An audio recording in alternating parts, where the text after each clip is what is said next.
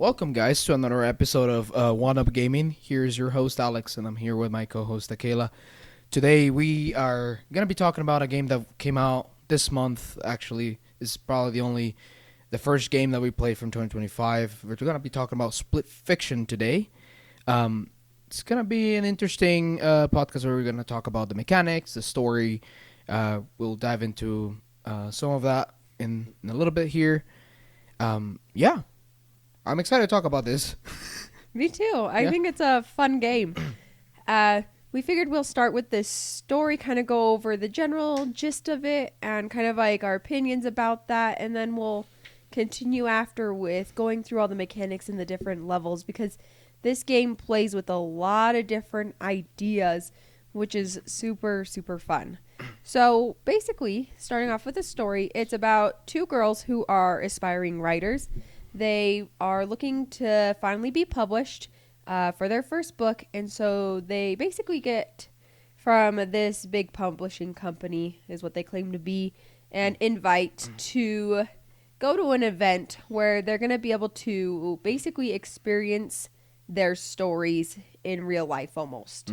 So this company basically has a big machine that puts these writers into these, they look like bubbles. I don't know what they would be called. Pods, Pods, yeah. capsules. So they basically have to go into these things, and then they're promised that, and that at the end they will get published with their stories and their books, right? Well, turns out that Mio, one of the characters, she feels like this is a fishy situation. I quite frankly don't blame her. Okay, there we go. So I don't blame Mio for feeling this way because when you're watching these opening cutscenes, she starts just asking like some general questions about the procedure and everything, and the guy is so dodgy about it. Like, he was like, well, no, it's not, The guy just says, "Just trust me." yeah, just trust me. So like obviously there's a bunch of red flags there. Like I think we've all experienced those kinds of situations before. And even to the point where she goes, you know what? I don't think I want to do this anymore. And I'm going to be honest. This killed me as they were like, no, you have to do it. And I'm like, this is no logical company reaction to have, which is so funny. Right? Yeah. But then they basically end up getting like in a brawl almost. And she gets shoved into the pod of the other character, Zoe. And basically what this ends up happening is that they end up in each other's stories together. And so basically they have to navigate between the two different perspectives because Zoe is a fantasy writer and Mio is a sci-fi writer. So two very different experiences, and they get to go through this together as they try and figure out a way to stop, what's happening with these machines. And as they go, they figure more and more about like what that whole situation is.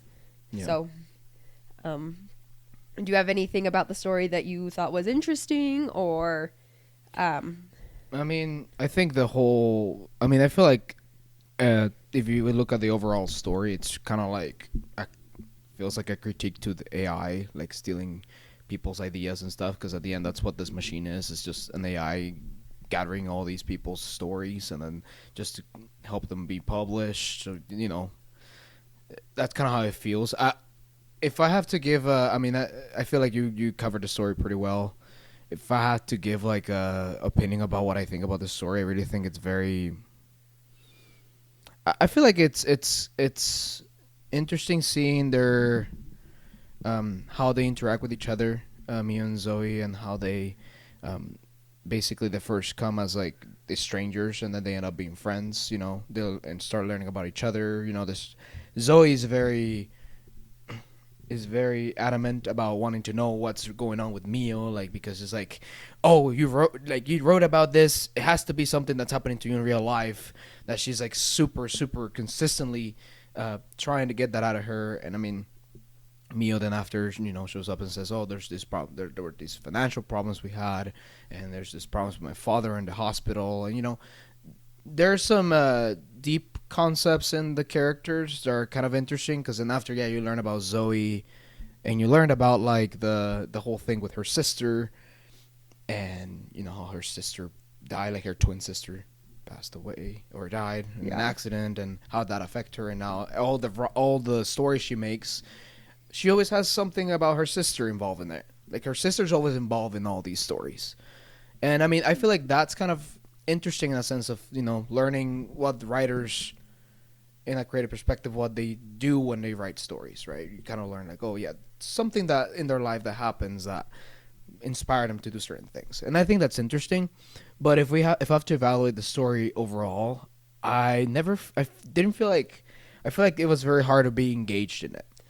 You know, like I felt like it was for me specifically. It was very hard to first of all relate to the characters because first of all, I mean, it's not like there's a problem with it. It's just they're women, and whatever feelings they have or whatever they have gone through. I personally didn't go through the same situations. Now I can understand and be empathetic about the things that they went through, but throughout the whole story and how they interact with each other is really hard to feel like I would interact that way with someone else, and it was really hard for me to really feel like I care about them. It was up until the end that I kind of like, okay, that was kind of nice, but through the whole adventure, it was really hard for me to really be into them. And I mean, that makes perfect sense. Like, I feel like one of the problems with that is it's not necessarily bad. It's just like the way they presented the story and the way they told it, it had kind of a cheese factor to it. Yeah. You know, it's like we talk about this with, like, cheesy movies, right? Is they're like funny and they're enjoyable, but it's just kind of like silly. And I mean, there are moments that are feel very serious, and especially when they do talk about those deep, like, personal experiences of the characters themselves, and I do appreciate that. Yeah. But definitely, like, the overarching part of the story is very cheesy and kind of just like a little over the top. I feel like It Takes Two also had this problem, their other game. But I feel like the reason why you and me at least enjoyed that more is we were more relating to it because we're in a relationship and we were playing that game together. Now, if I were playing this game with my best friend, it probably would have been like my girl best friend. It would be really probably funny playing this game. Or your sister. Or like one of my sisters, know? because they're practically my best friends too. Yeah. So, but it would be a different story. So, like, I to some degree did relate more to the girls because, I mean, me being a woman, I know like how they're thinking and their thoughts and how they act sometimes, and it's Right. funny. But I get totally what you're saying about that. I think overall, though, the undertones, like you mentioned, the whole thing with the AI, like Mio's got the situation with her dad in the hospital, and then Zoe tragically losing her sister in an accident. Like, the underlying tones of the story are really, really solid, and especially that AI one. I really kind of want to dig deep into that one because I never realized that playing the game. Yeah. I was like, it's true. Like, that's technically what AI does. It takes all these creative things that other people have done, and then it hodgepodges them together and creates something that is uninspired, right? And I think that's kind of the point, right? Is these two, their stories are inspired by their life experiences. Oh, that's very cool. And that's very Yeah. important, right? And I think that's important to any writer, artist, creative person, is that you take what your experiences have taught you and you put it into your work, and it makes it that much more special. Yeah.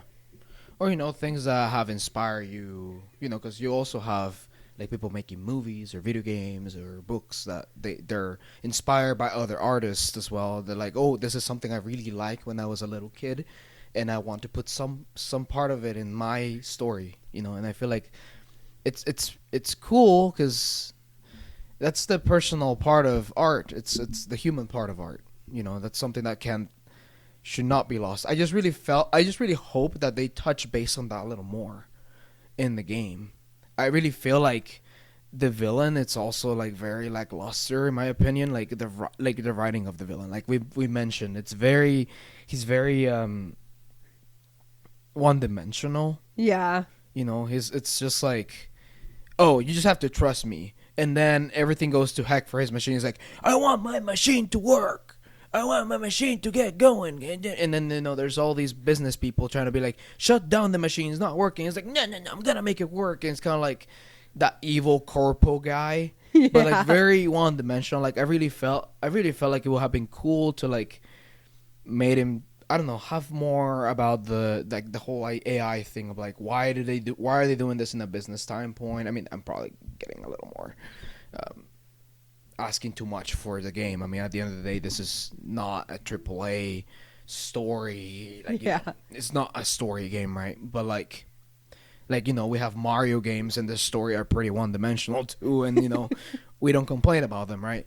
But I just feel like with the themes and topics you had here, you had potential to have pushed a little bit more into that realm of like creativity, art, and human versus robots in that sense, and what it means for humans to have something that it's so personal like that, and that robots taking over that, like how does that affect us, and how does that affect how we, I don't know, consume things and things like that. I feel like that would have been cool if they have explored that kind of if they have explored and gone that way with the story. I mean, overall I will say the story's alright, but it's not like my favorite, like I mean, but the good news is that at least the story really does a good job of like supporting the ideas of the mechanics, right?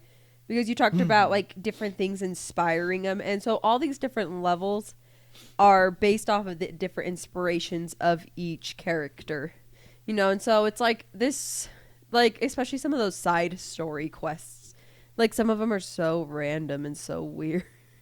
Yeah, some of them are very stupid. Like there's a bunch of them that are from Zoe herself. She's the fantasy girl, and she's got a story about pigs farting. And then she's got a story about you're a sweet tooth and you're trying to run away from a dentist. Yeah. I think that's Mio. Oh, was that Mio's? I think so. Oh gosh. And I think there's the one from Zoe where it's like a drawing story. Like she's like drawing and she's doing a story. And these are stories that she made when she was a little kid. Yeah. And it's kind of interesting to see that too, because it's like as little kids, I feel like mostly writers probably as little kids they're already starting to like do things like that, and just kind of cool seeing that. Yeah. Well, and it just makes the levels so funny, and the absurdity is what makes it funny. But then you go, well, that is what happens when you have a 6-year-old come up with ideas. Yeah. Because those kids, they've got some kooky things that they think up. So, I mean, so definitely the story it's a good story overall. I just think the presentation lacked a little bit, it sounds like, for the both of us. And like you said, that one-dimensional corpo guy, it's like the police are there and he's like, no, I can't let my machine stop running. And I'm like, if you just turned it off and let these two girls go, you could just set it all up again and start over. Exactly. like I don't know, like I feel like there's like a easy solution for his part. He could have just let Mio go at the beginning and he wouldn't have had a problem. It's just like, I think that's my problem too. Is like that he doesn't come up as a smart bad guy. He comes up as a very stupid, angry, like I said, evil corpo person that doesn't even think, that far or like that good, Yeah.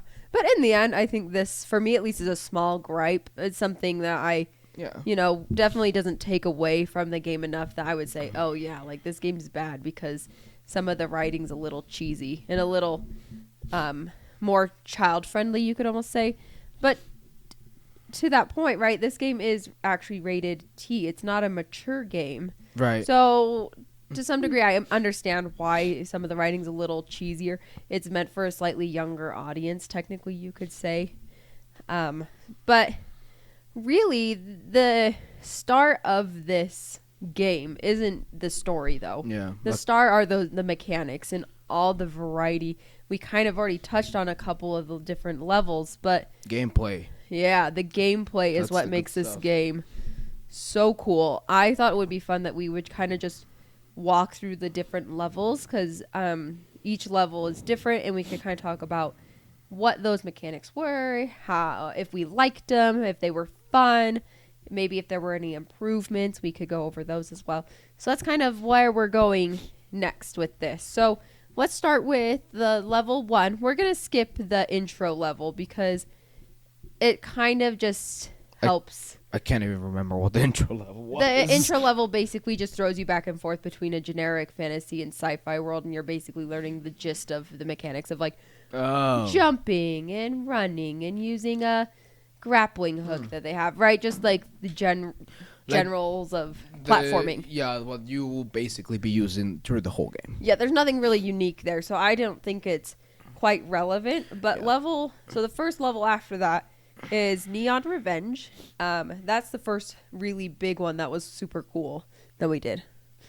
So is go that ahead. The one with the swords and the whip? Yes, it is. I thought that one was a pretty cool beginning.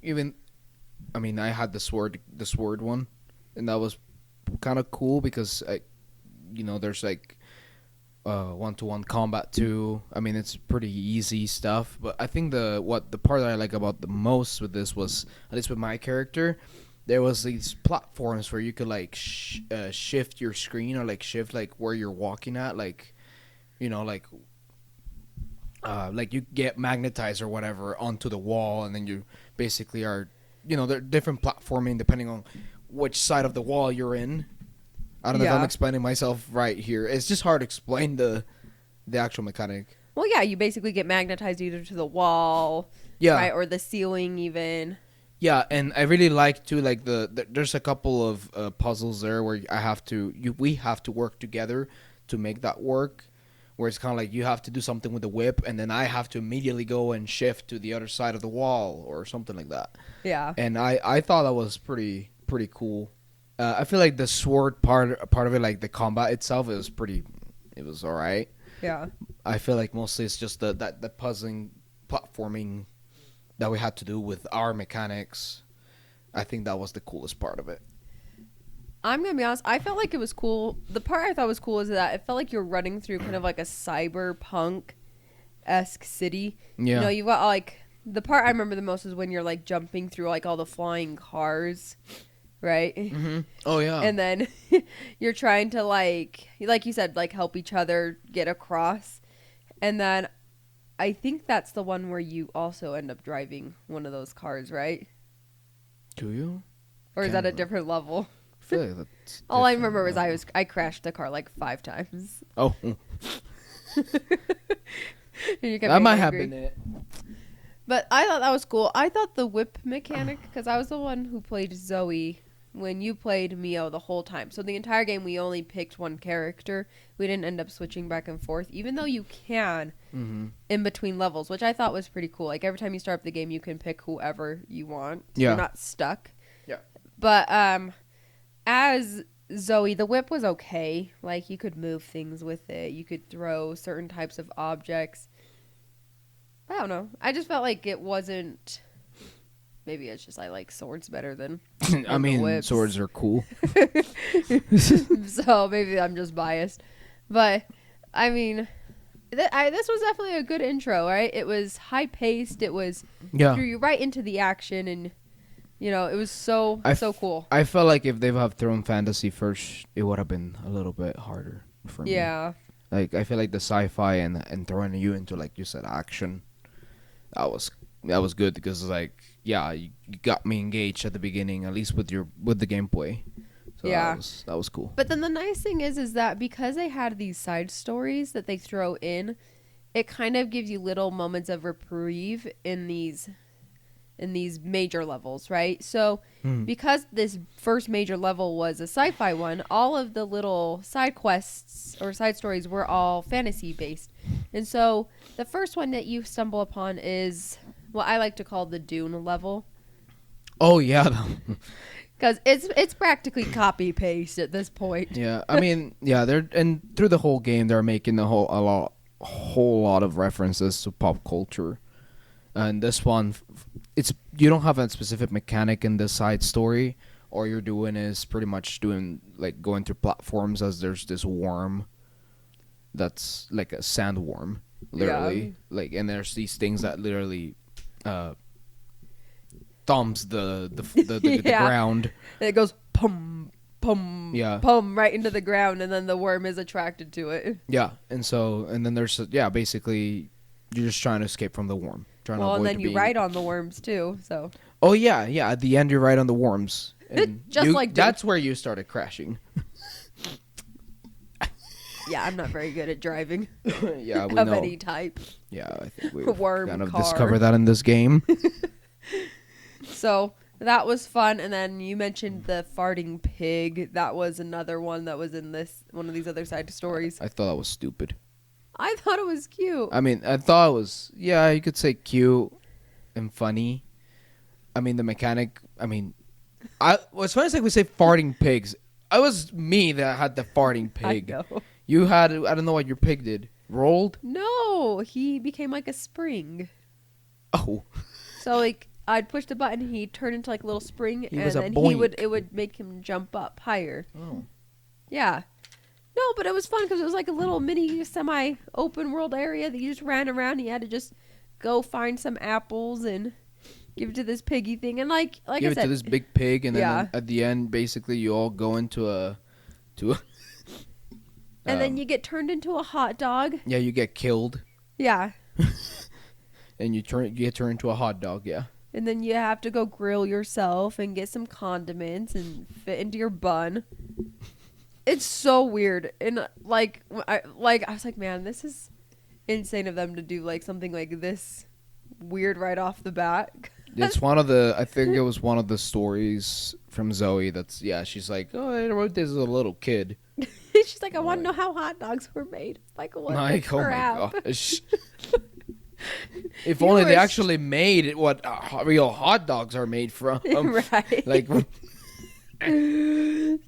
So, but like, it was a good reprieve from the swords and the whips and the fast-paced action in the Neon Revenge level there. So I thought it was fun, Definitely cracked me up, which I think is important, it was funny. I mean, I'll be honest. When you're playing with someone else, it is funny. Yeah, and I think that's Yeah. the good thing is that this game forces you to play with a person because I feel like if you were experiencing like some of these levels solo, you would be like, "This is dumb." Like you think it's dumb already, but it's just funny, joking about it with someone there with you. Yeah. So I think that's a plus, definitely. Making it just be forced to do it co-op. I think that's definitely a plus in what they had to do here. Yeah. So. Yeah. And I mean, there was one more side story. We missed this one, unfortunately. And the crazy part is the characters even say, look, there's another one. I don't know how we missed it. It is supposed to be like some kind of hiking mini story, but it is what it is. I'm not going to go back and try and find it. That's just too much work for me at least. I figure we could just keep going. The next level that you end up finding is this it's called Hopes of Spring, and basically the mechanics is you get to be shape-shifting animals. So we're back in a fantasy world now. So you remember how Mio got to be the monkey and like a fish thing? Was that the first one? I thought there was one beforehand where there's like all these trolls and stuff. You have to go to the Ice King and the penguin. The Monkey King. The Monkey King. That's this one. Is this one? Uh-huh. Oh. Oh yeah, that's true. Yeah, Right, that's because true. as a monkey 'Cause king, you're a monk- you're Yeah, shape-shifting I- and you do the dance. I remember that. No, yeah. Yeah, and then Zoe, I got to be a Groot, basically a big tree guy, and then a fairy. So, I thought this one was like pretty like fair between the different like mechanics that each character got. Mm-hmm. So, yeah, this one was kind of kooky as well. I swear all the fantasy ones felt a little kooky.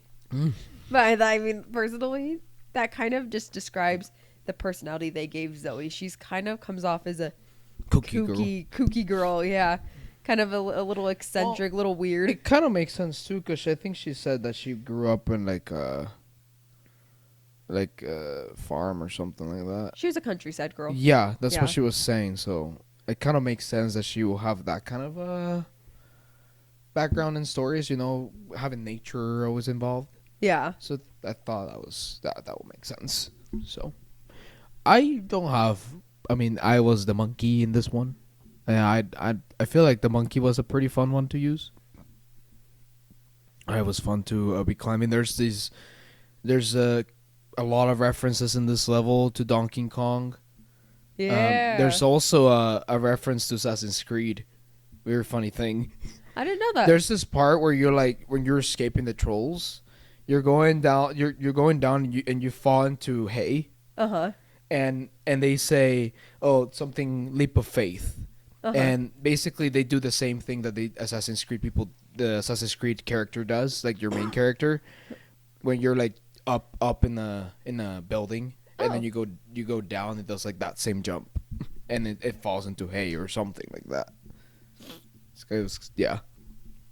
That's And crazy. you also have like I guess I think like I mentioned like there's some references to Donkey Kong because there's a little part in this level when there's these trolls throwing you barrels and you have to avoid them, like if you're playing the old school Mario and Donkey Kong game. Or there's this part where you're on like literally you jump on barrels and then you have to move the barrels and make sure they're aligned and then you shoot yourself to the other barrel like Donkey Kong Country. You know, there's they took inspiration, you could say, in some of these other games too. Like I said, there's a lot of pop culture references, and they put some of that in their mechanics, and that's kind of cool. I'll be honest, because it reminded me of Astrobot in a sense, but I kind of liked it here better. I feel like the difference is though, because this is like a third party kind of, well, I guess it's an EA game, right? But because they were referencing games that aren't necessarily theirs, and they were also referencing some other things, I think, in movies. So, like, I feel like it was better than Astrobot in that sense, where Astrobot was just blatantly trying to remind you of all the franchises they've killed over the years. I just felt like Astrobot had a lot of things that made it also be successful, which was, I felt like Astrobot wouldn't have been successful if it didn't have the bots with, like you said, all the franchises that PlayStation have killed, and they are not coming back.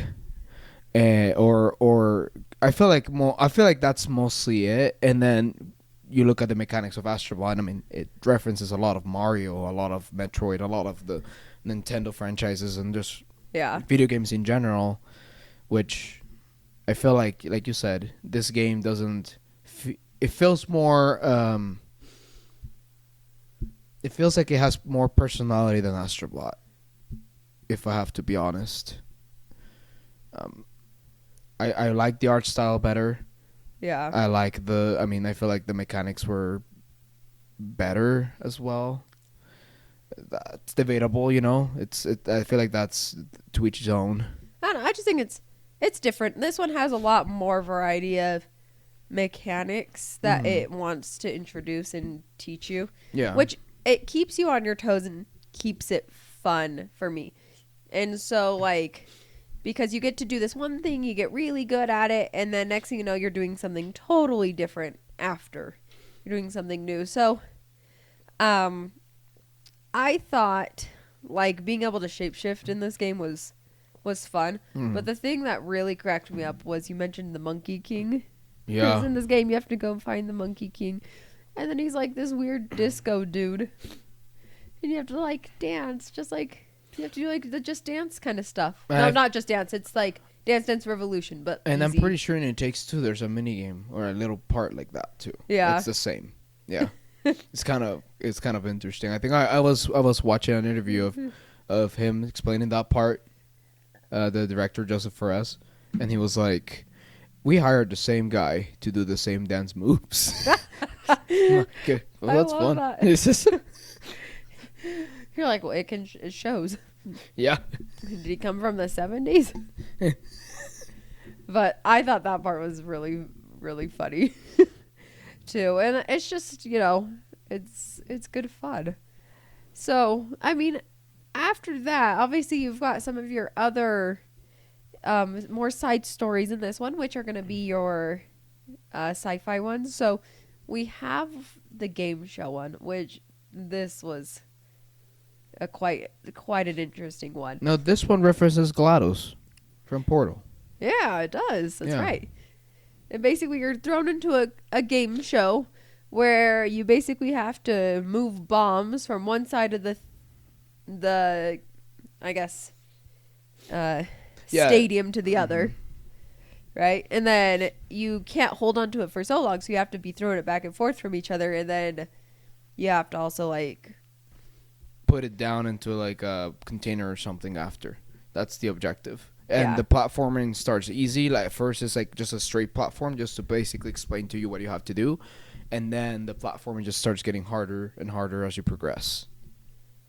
Yeah. And so, like, it just... I don't know. That was fun, too. It was just... I thought it was fun because after playing Portal, if you play Portal, you kind of see the robot that's a psychopath.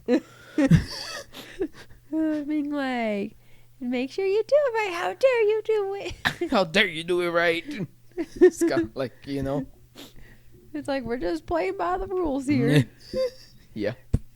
So, I mean, that was just super fun. And then, like, there's just so many mechanics here. And then they had another side story where basically you had to stop a collapsing star.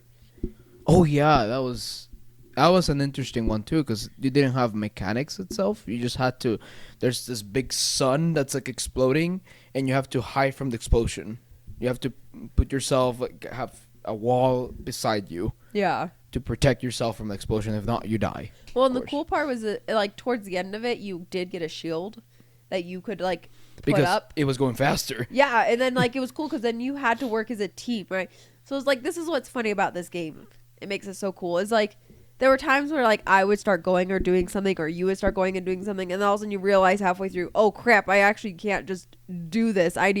We have to go at the same time together. So, like, that one person has to put up your shield, you hide behind that one. Then the next person has to go and put up their shield because the other, shield wasn't ready in time. So This game, I think one of the pros for me is how I don't want to say forcing because forcing is a bad word, but how it tries for you to be like you have to actually cooperate as a team. Yeah. To get through the level, you can't just leave your partner away. I mean, in Mario, you can just do that, and you just become a bubble, and I can finish the level if I have to. Yeah. But in here, you can't just leave your partner on the other side. You eventually will need them to come and help you for the next puzzle. You can't just solve it by yourself. Yeah. Whether you have a mechanic or not, even when it's a platform level like this one, when they give you shields. We both had shields, but because they have to recharge, I have to do one, then you have to do another one, then we have to switch. And I think that's pretty cool I really think it's really cool the games that these guys make in general, like just how they integrate the co-op experience with their gameplay mechanics. I think that's awesome. It's incredible, like how they managed to do that. And you go, oh wow, like there's this one part, I don't remember which level it's in, so I'm not gonna like throw it in with something, but there's this one part where you have to shoot it's one of the sci-fi ones, right? And there's like these, it might actually be that same one, right, where there are like big bubbles of shields. You remember that? I think that's Is that a different one? I think it's this one here. Well, anyways, in one of the levels, there's basically this part where there are two different colored shields, and you can't get inside unless the one person shoots it, right? So, like, mine was blue, yours was red, I believe. I think that's this one. Yes. The next big level. I'm getting ahead of myself. Yeah, it's the one that you said. Oh, this is the Halo one. Oh yes, the Tron / Halo / Metroid Mega Man. Yeah, like this. I think this is one of the top levels, but I think that makes sense. I don't know, because we're getting farther into the level, so I feel like they kind of like went from like the least complicated or interesting to the most. And I think this one was the most variety within itself. But anyways, but like we were like sliding down something, right? And you had to shoot one and then I had to shoot it and then we had to time it right, or you know. And so I just think that's so fun having to like cooperate. Now, yes, does it cause a lot of angry yelling sometimes? Sure. She will get angry at me for going too fast or not doing it right, and then I'll get angry at her because she's crashing too much. Yeah. Exactly. You're like, can you just do it right? And I think this is the level where there's a part when I'm driving, and you have to do all the captcha stuff. Yeah, that was so funny. Yeah. It's like he's driving this motorcycle because we're trying to escape, and then Zoe, I'm sitting on the back of the motorcycle, and I'm trying to deactivate a bomb, and it's like, pick the picture with the fire truck in. I'm like, you can't be kidding me. And I'm like trying to pick it, and then it does what are these letters? You know, like all the, like, I'm not a robot. This is security verification bullcrap. And read all the terms of service. read the terms of service. Yeah. Oh my gosh. I was just like, and of course it's like, now do your face scan. And I'm like, No. like I can't like do it very well because the Yeah, the whole thing is moving. Yeah.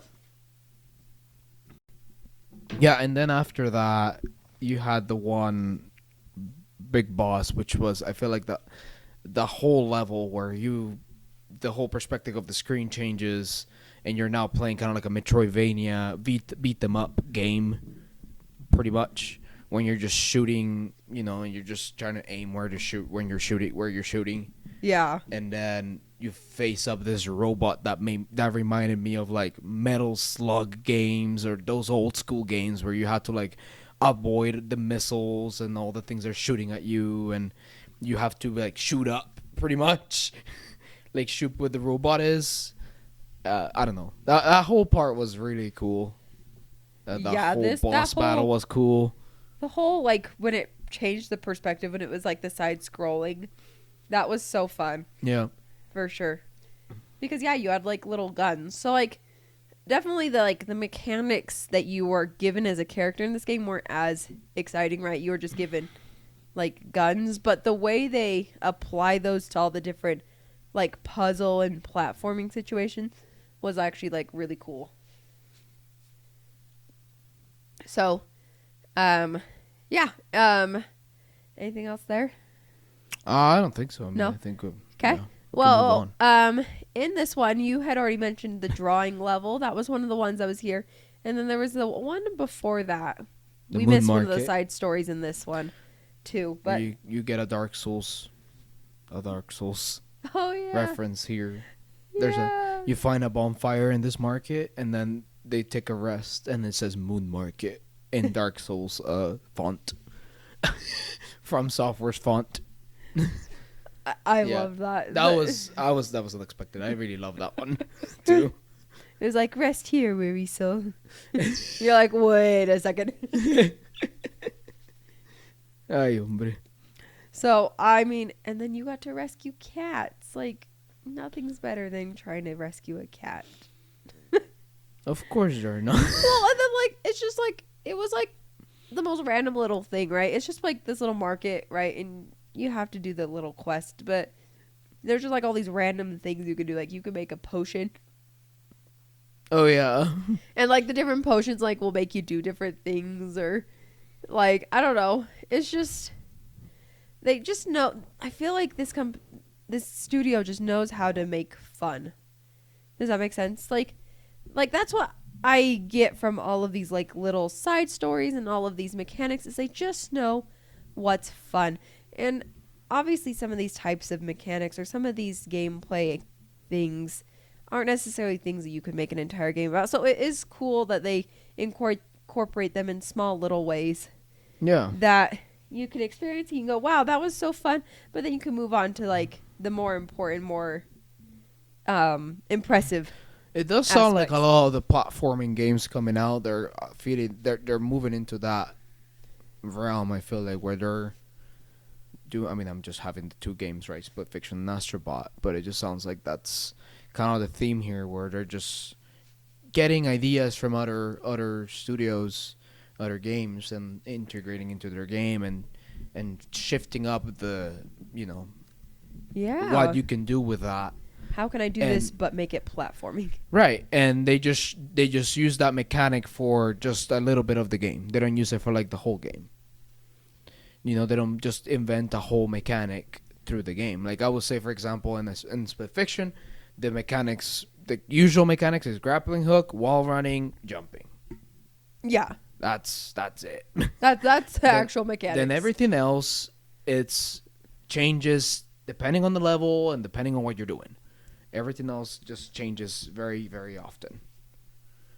Well, I feel like that's kind of been the heart of like platforming games for a long time now, because you're saying all these things, and I think back to when I was playing like Mario Galaxy. I know you haven't played that game, but there are times where you get different abilities, and like you can do different things. So there's like a level that's like made of bees in that game, for example, and you Yeah. can turn into a little bee and you fly around, right? Or there's another one where you turn into a little spring and you're like bouncing all over the. So like I feel like that's the heart and soul of making a platforming game interesting. You know? Yeah. It's no longer just jumping and just the platforming making it interesting. It's now, Yeah. try I to- mean, you think about, I was thinking about this since like I thought, oh, Odyssey just has the one mechanic of the hat. But that's not true. The hat is just an entry to a different plethora of mechanics yeah. that the game has. Like, you can be a Goomba, you can be a Fireball, you can be, and the Fireball does this thing, and the Goomba, you can stack up a bunch of Goombas, and you can be a fish and swim, There's all these other things that are happen from the one mechanic you're doing, Yeah. And then so- the beauty of this game is that there's that extra level that we've talked about is the co-op action, which is just another level of puzzling and Oh yeah, way of doing these mechanics that you normally There's- don't see. there's no other company that does this. It's kind of sad. It kind of lost that local co-op. We kind of lost that the local co-op features in all these games because we're trying to sell more games, and try to push Yeah. for online because that sells more games, right? And I really love that this game didn't care about that. Yeah. They're like, this is what we do, this is what we are, and it's Joseph Perez. The director was very insistent about that. I was like, this is what we like doing, this is who we are, Yeah. no bull crap. We're just gonna blow you up with whatever we have to make. We are co-op. We like doing co-op games. And Yeah. But one of the great. things that he also said that we were watching an interview a little while back together is he was saying that who knows what the next game will be. It may or may not be co-op, Right. And I think just that mindset is what is leading them to create such interesting games. Now, obviously, they are very familiar and comfortable with co-op games, and so they are very successful at that. And so the likelihood of them doing another co-op game is probably pretty high. But I feel like it's comforting to know that once they feel like they've exhausted an idea, right, that they would move to something different. Because I think that's sometimes the problem with some of these other bigger studios. I know we're doing a review here, but for just a second, I think some studios get stuck because they go, oh, our games are this way, they're meant to be this way, and then they get stuck even though the In game their is formula. their formula has reached its cap of capability, right? Yeah, I could think of an example of a good one, which is Zelda Breath of the Wild, Tears of the Kingdom, where producer Aoyama-san, I think that's his name. I'm probably wrong. He was explaining how Tears of the Kingdom is the most we could do with this, with what we built with Breath of the Wild. We're not gonna be making games that I don't think we'll be keep going making games like this, how this was, because we exhausted all the ideas, and Zelda is about innovation too. Yeah. So it's like that's a good way of putting it, like you said. We exhausted this idea, let's move on to something else. So let's try to find other things that can make it more interesting. Yeah, of course. Without obviously compromising the fun and the Right. quality. Yeah. So I mean, this game definitely does that, and I feel like, I don't know. There's just so much to this game that's so cool.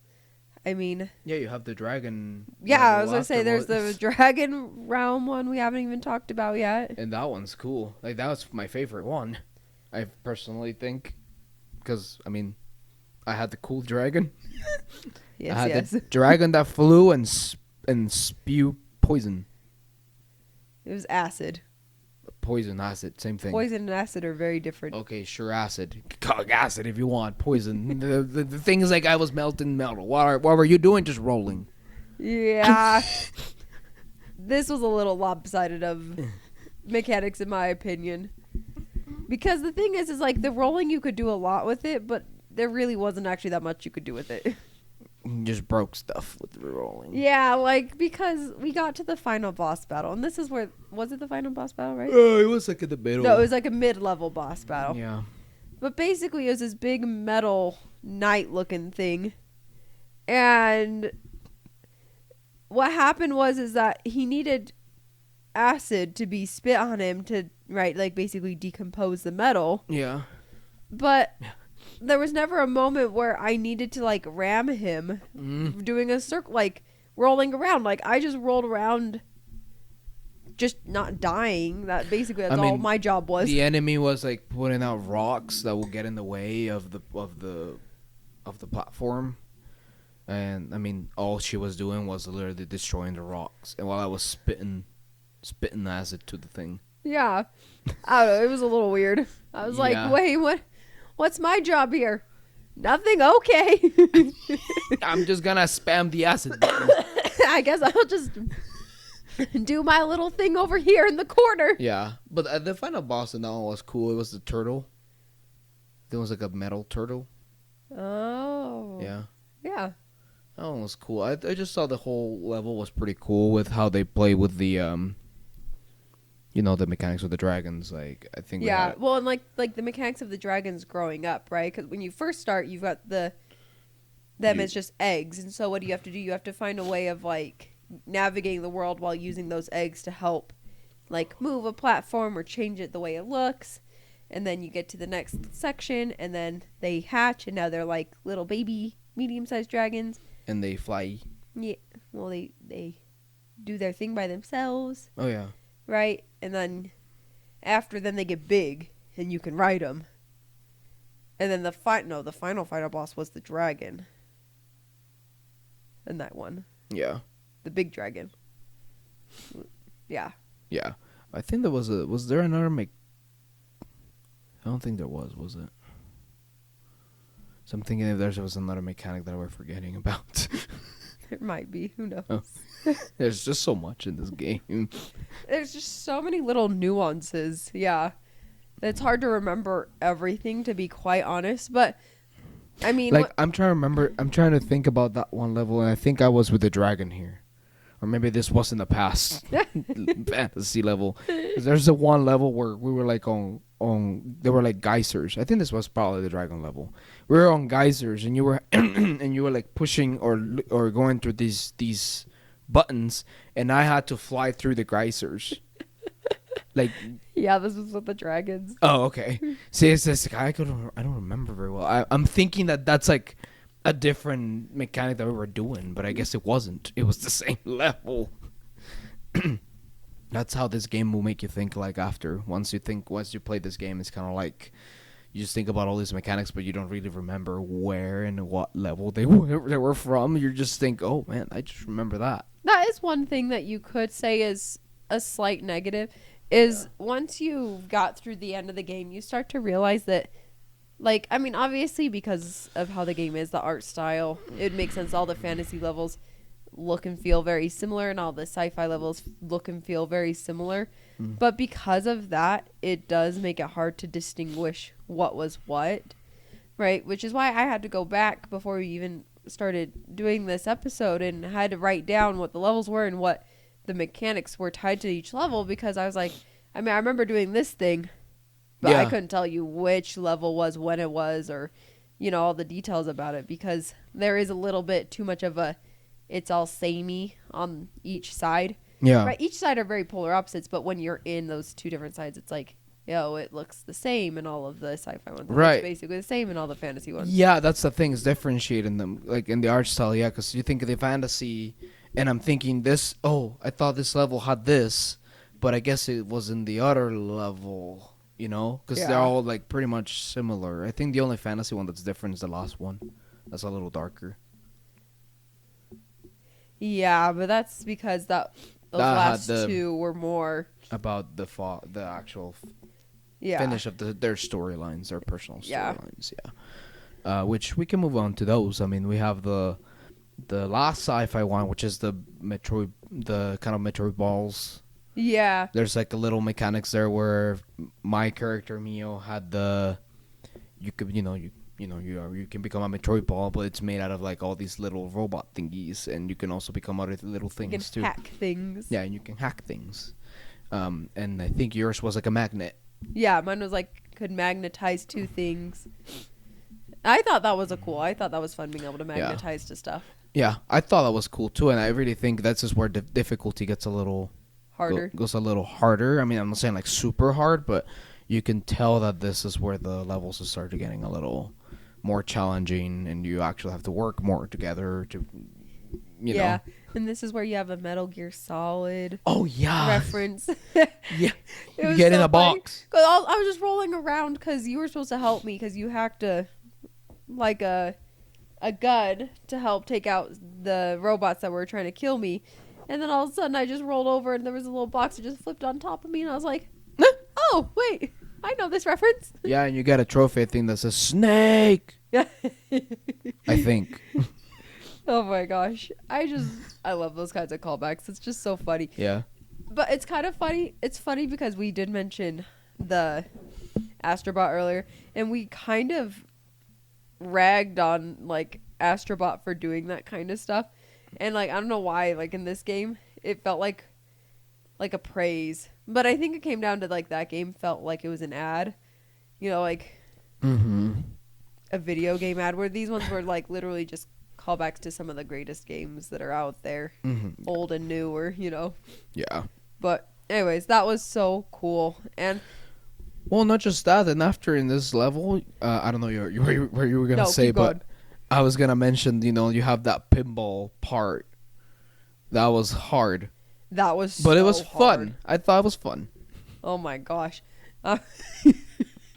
because she was a ball, I was the and ball. I was, because I had to hack the whole thing. I hacked the thing, and I was basically doing the pinball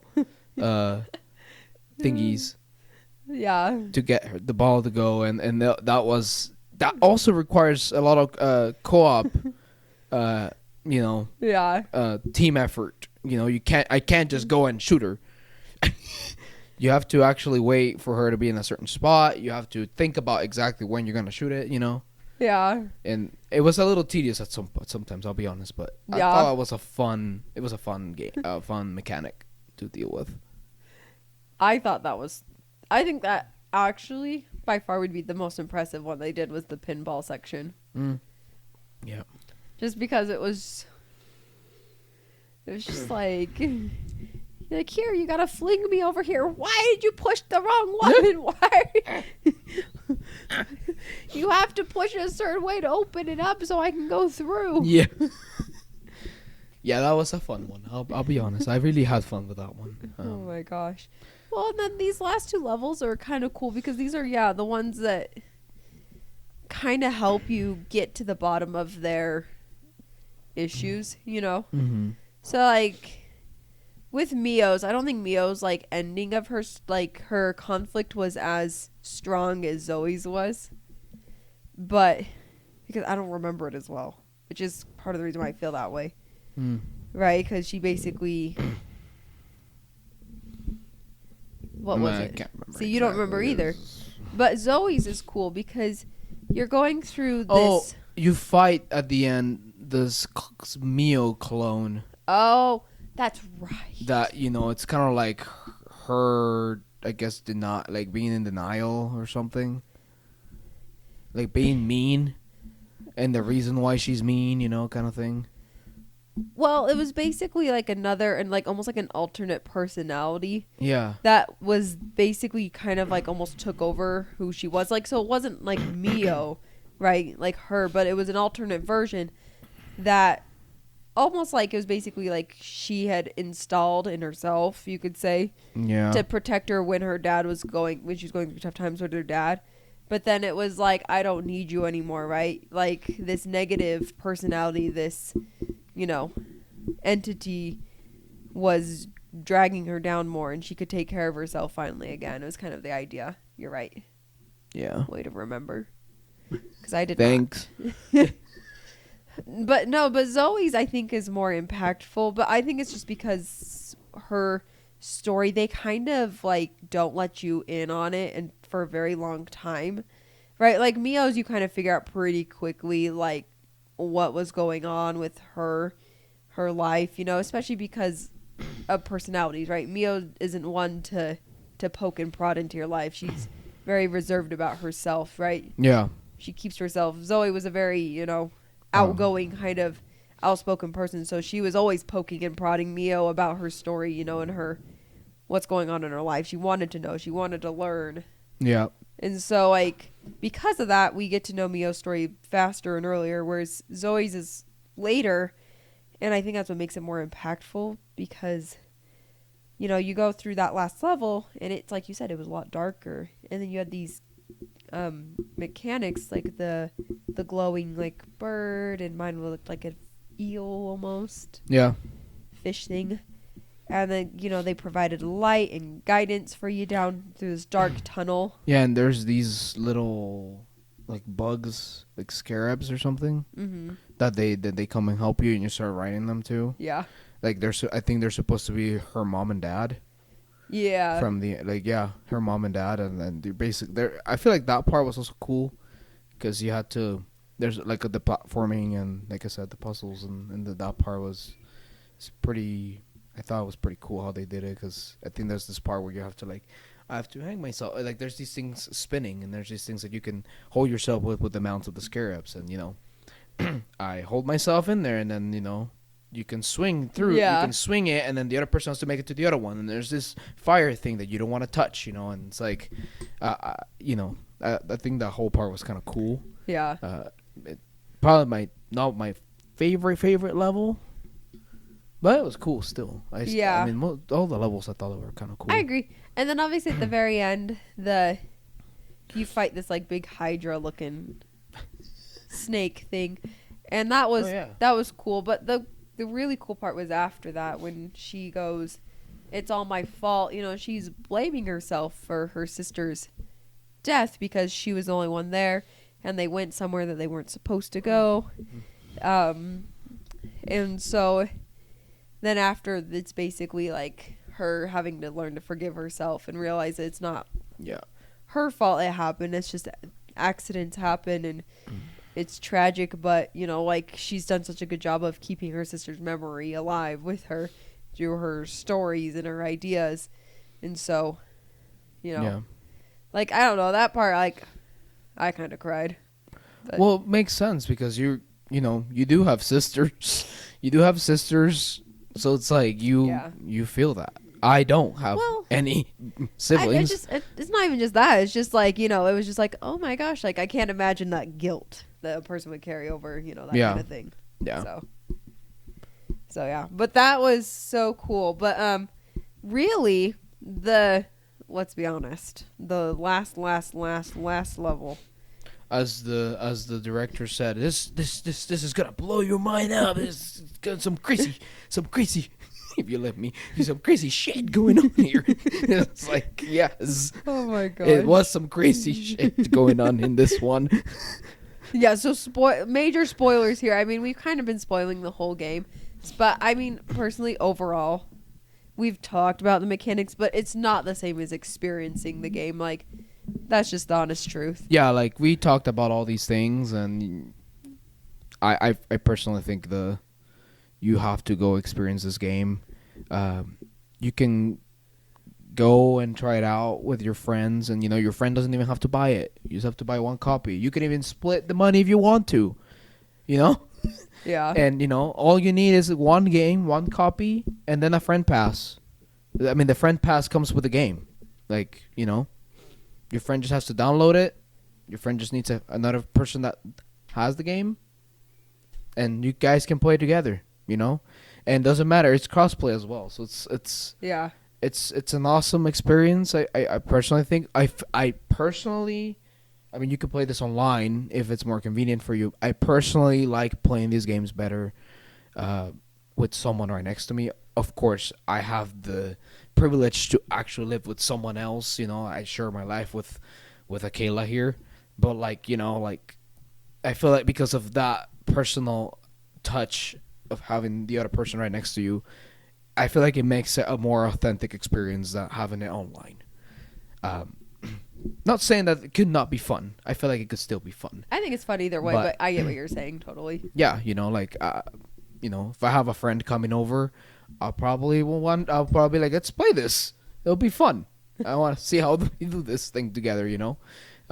Yeah, it's a great experience. I mean, like I said, the only downfalls for this game, for me, is the story. Even though it does have its moments that it can make you cry for sure. Yeah. But there's some elements of the story that I'm not very fond of, like I mentioned before, and that to me brings the game. I mean, it's still an excellent game. My personal opinion, it's a great platforming game. It's a good game. It's well made, and I mean, it's 15 hours long. It's scoped. It's well made, and these people know what they're doing, and they know what they want to do. They're not trying to put a bunch of different mechanics. I mean, they're putting a bunch of mechanics in the one game, but there's all these games that are way over scope, for example, that have all these mechanics that they don't need to have, and these people actually, I feel like they were able to pace this game in a good way. Yeah. Gameplay wise, I do feel like in some things I did find myself during the games, like there was times where it was a little rough for me because I was growing a little bit tired of the mechanics we were doing, like the grappling hook and those kinds of things. That I felt like sometimes when the story comes up, I was kind of like not really looking forward for those cinematics, mostly when it come to the evil guy, because it kind of really felt like, sometimes in some games you really look forward for the story to keep going because it's very compelling and it's interesting. I'm in a rant here right now, but I feel like in this case it wasn't that way. But you had the side stories, which is a plus. Yeah. I would say, which drove you away from like the main level that sometimes you can get a little bit tired of. I feel like of doing the same thing over and over. Yeah. But I really think the pacing of the game is it's good. It's well, and I totally recommend this game. Well, and here's the thing too, is I remember I even am guilty of having this thought when they first announced the game, is that just because they're two female protagonists, it does not make this game woke, right? Or DEI, right? And even this is something else that the guy in the director said in his interview as well. He was like, we've done 2 games with 2 dudes, right? He said we've done a game with 1 man and 1 woman. And he was like, and it was just time to do a game where there were 2 female protagonists. And also they're inspired on his kids. And they were, inspired by his 2 daughters. So, like, I don't want anybody to think, well, this is woke bullcrap DEI stuff. No, it's not. There's nothing like that. Yes, they're both women. Yes, I know the timing is kind of in this it's a little era heated of anti-wokeness, but it doesn't, they don't push any kind of agenda like we've seen in other games. It's just purely focused on accomplishing what it wants to do, which is those mechanics with a simple but beautiful story behind it. Yeah. So I think, I don't think this is pushing an agenda or pushing anything on your throat. I mean,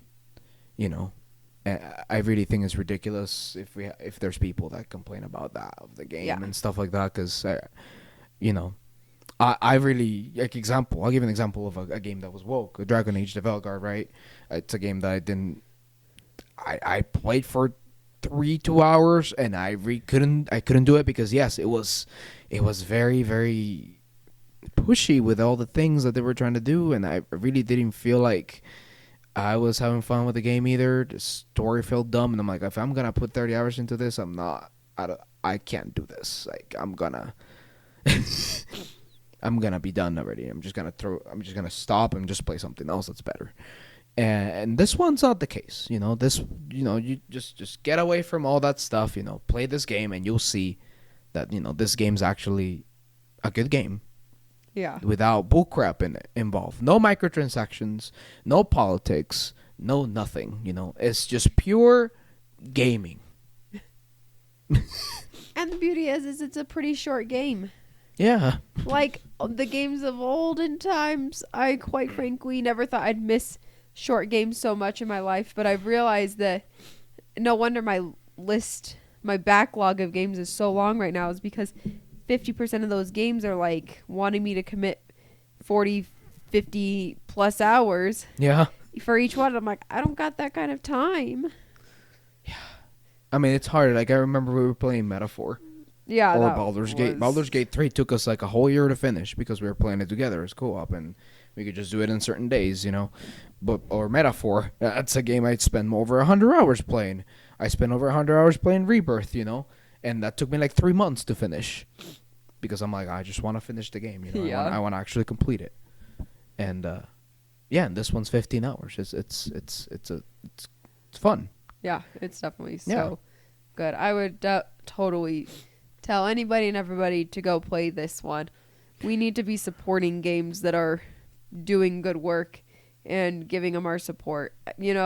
Like they deserve it, and we doing so will give us even more good games in the future. Yeah, like a YouTuber we watched the other day. It's like, there's a lot of negativity involving games now because that's what sells is negativity Yeah. in every single game that comes out. That all these people are trying to feed into the negativity, and because it's what sells. I feel like it'll be good if we could just talk about the positives of some games instead. Let's talk about the good of the games. This game is a really good game. And we have good games coming out this year as well that hopefully they add to the conversation this year, and they can be, we can say, this was a good year for gaming, just like last year, just like 2023. We did have bad games because you can't just. I mean, I'm not trying to justify them, but you're not gonna have good. Not all the games that release are gonna be amazing. Yeah. Let's be real. Let's be real here, because this is art that we're talking about, and there's artists that are amazing, and there's artists that are trashy. Let's just put it that way, and it's up to people's interpretation, right? And so, at the end of the day, let's focus on what's positive, and this is a very positive game that I'm happy I played, and I mean, it's gonna be in the talks for Game of the Year. It's already in the talks for it. I mean, I'll tell you, I'll be honest. Journalists are probably gonna push for this one to be Game of the Year. Will it be Game of the Year? I don't know. We'll see. I think it depends on GTA 6, but I think that's what I've heard a lot of. You have good games coming out Comments this saying- year. Like you have this one. You have Doom, Expedition 33. That's true. That one looks amazing. GTA 6, Metroid Prime 4, whatever Nintendo comes up with this year. There's just a lot of games. And Elden Ring Night Rain, if it comes out to be a good game, it's gonna be there too. For a third time. I don't know. I don't feel like that one will actually be there. But that's just my opinion. Yeah. So yeah. So yeah, I would like to close with that. Just positives. Positivity, everybody. Go play Split Fiction. Yeah, go play good games. Yes, go play good games. Stay Don't away from waste your trash. time on bad games. It's Yeah. not worth it. Stay away from trash. Yeah. Okay. Well, thank you everyone for listening, for watching. If you have feedback for us, please send it through. We're open to learn more. We're new into this. We love video games. We try to play them all the way through. We do our best. And yeah, take care. We'll see you next time.